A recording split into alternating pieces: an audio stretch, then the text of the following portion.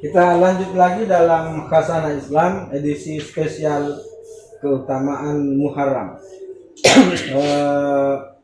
Kita di Bugis Makassar, mungkin Mandar dan sebagian Toraja menganggap mungkin karena penghormatan kita terhadap Muharram ini, sehingga setiap tanggal 1 Muharram pada hari yang bertepatan dengan 1 Muharram itu biasa disebut nakas tahunan, nakas tahunan, nakas tahunan. Jadi kalau di tradisi Bugis mungkin masih ada yang beranggapan seperti itu.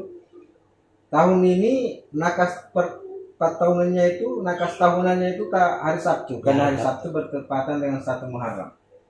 Nah, di sisi lain pada tanggal 10 Muharram ada kebiasaan kita itu belanja, biasanya mereka belanja baskom, belanja timba, belanja periuk. Pokoknya 10 Muharram itu Tribuners, silakan Anda jalan-jalan ke toko-toko alat-alat rumah tangga, alat-alat dapur, maka di situ akan dipenuhi oleh ibu-ibu rumah tangga untuk membeli peralatan dapur. Nah, kita akan bahas lebih lanjut kenapa sampai muncul hal seperti ini. Mungkin pertama dulu nakas itu, Kang Mus. Kenapa sampai orang Bugis takut bepergian kalau orang Bugis takut berpergian pada 1 Muharram, dianggap sebagai hari yang nakas, hari yang bisa-bisa berdarah, bisa-bisa celaka. Padahal semuanya tidak seperti itu. Keluar aja. Kalau saya tetap belanja dan keluar pada hari Sabtu itu. Ya mungkin mereka hanya karena kurang pahaman dan kurangnya mendapat mereka penjelasan daripada asal para ulama, para ustadz. Lalu kenapa orang belanja pada 10 Muharram? Ini juga harus dipahami bahwa dengan syahidnya dulu Imam Husain, kaitannya keluarga Rasulullah habis, barang-barang habis setelah pembantaian, sehingga masyarakat pada waktu itu belanja barang untuk menghadiahkan kepada Imam Ali Zainal Abidin dan keturunan Imam Sayyidina Husain yang masih tersisa. Jadi sebaiknya kalau kita belanja saat ini 10 Muharram baskom apa, ya belanjalah 2. Kalau beli baskom 2, 1 disimpan di rumah, 1 disedekahkan. Karena tradisi para sahabat Imam Husain pada waktu itu, pada umat pada waktu itu setelah syahidnya Imam Husain, mereka belanja untuk memberikan hadiah kepada keluarga Nabi, karena Nabi dan keluarga kan tidak menerima sedekah. Memberikan hadiah pada keluarga Nabi. Karena mungkin bisa kita bayangkan terus, ini Imam Husain dan keluarga kan mereka diundang dari Baghdad ke Iran, dari Madinah ke Karbala. Setelah sampai di Karbala, menuju sedikit lagi sampai di tempat tujuan, mereka dikepung di situ dan dibantu di situ. Artinya keluarga Nabi ini dari Madinah jauh-jauh datang ke Baghdad, dan setelah mengalami nasib yang sangat tragis seperti itu, mereka tidak punya apa-apa karena semua bekal, semua perbekalan mereka yang dibawa dari Madinah itu habis. Maka pada tanggal 10 Muharram itu, mungkin 11 Muharram atau 12 Muharram, makanya umat setiu ramai belanja. Umat Islam saat itu hadiahkan kepada keluarga Nabi. Dan inilah yang menjadi tradisi di daerah Bugis Makassar khususnya ini. Setiap 10 Muharram belanja ramai-ramai, menyerbu serba beli barang. Oke, enggak masalah, itu tradisi yang baik dikembangkan. Tradisi baik yang dipertahankan, dilestarikan. Cuman pemahamannya mesti harus benar. Kalau beli barang ya beli banyak lah, beli 2 misalnya.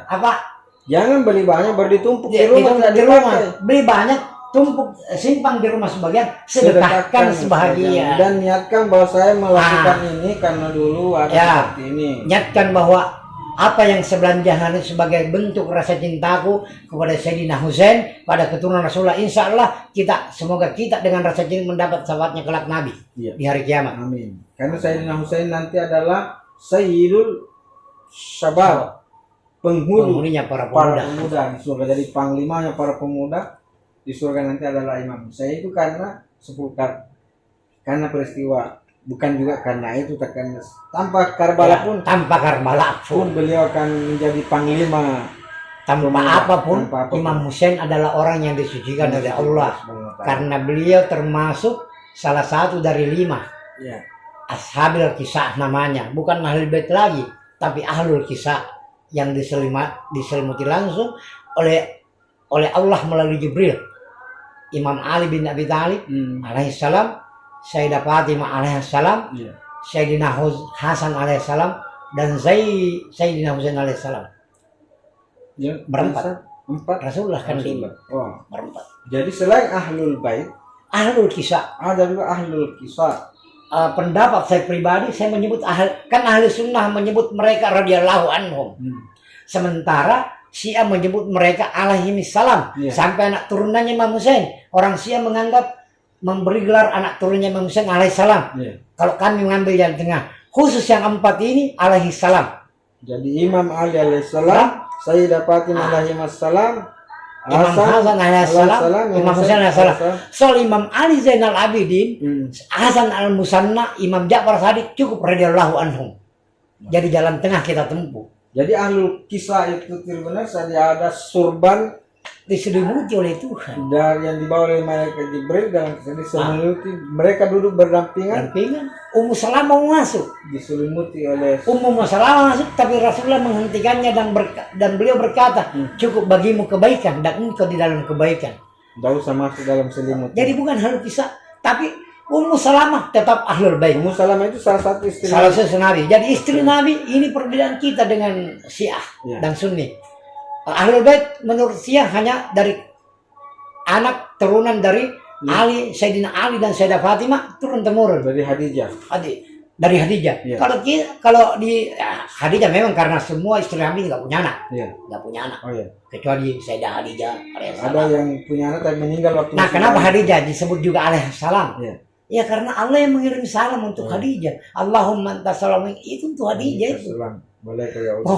Penghormatan Allah kepada Khadijah. Sehingga Sayyidah Khadijah mesti disebut dengan Sayyidah Khadijah alaihissalam. Meskipun tidak ada dalam ahlul Meskipun tidak ada karena beliau sudah berpulang sebelum. Jadi itu benar sejarah lahirnya penyebutan alaihissalam radhiyallahu an itu sedikit banyaknya karena kejadian atau adanya peristiwa ahlul kisah tadi itu. Jadi semua 5 pokok penting termasuk baginda Rasulullah, Imam Ali, Sayyidah Fatimah, Imam Hasan dan Husain yang ada dalam di bawah naungan surban itu disebut ahlul kisah, dan mereka diberi gelar alaihissalam. Dan alaihissalam terhadap 5 orang ini disepakati oleh Sunni dan Syiah. Sunni belum sepakat. Tapi sebagian Sunni termasuk saya sepakat. Sebagian Sunni termasuk saya mengakui bahwa mereka itu adalah alaihissalam. Karena selama ini menurut sebagian besar Sunni yang berhak alaihissalam itu cuma para nabi dan rasul. Nabi dan rasul Muhammad SAW, tapi karena ahlul kisah sehingga alaihissalam sebagian Sunni juga menganggap mereka 5 ini berhak alaihissalam. Mereka berempat alaihissalam. Sementara Syiah tidak ada, pokoknya Imam Ali dan keturunannya alaihissalam sampai Imam 12. Sampai Imam 12 itu. Oke, terima kasih. Kita akan lanjut lagi setelah berikut ini. Terima kasih sudah nonton. Jangan lupa like, subscribe, dan share ya.